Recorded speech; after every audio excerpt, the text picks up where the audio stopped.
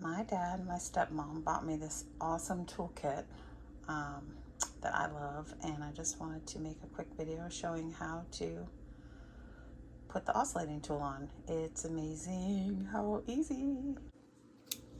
Okay, this is the oscillating tool attachment, and you're just going to squeeze this lever.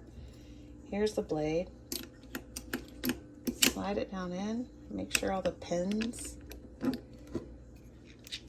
attach. Little pins in there if you want to see.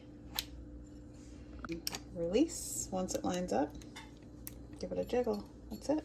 I'm using it straight today, but you can put it in at an angle if you need to cut at the side. It's awesome. And then you just slide it in here until it snaps. I'm not sure if I can do this with one hand, but I'm gonna give it a shot. Yep, it's that easy.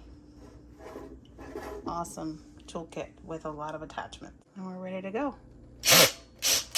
Never tried this kind of attachment before. I'm excited. I needed to get this started with two hands, but I'll just... I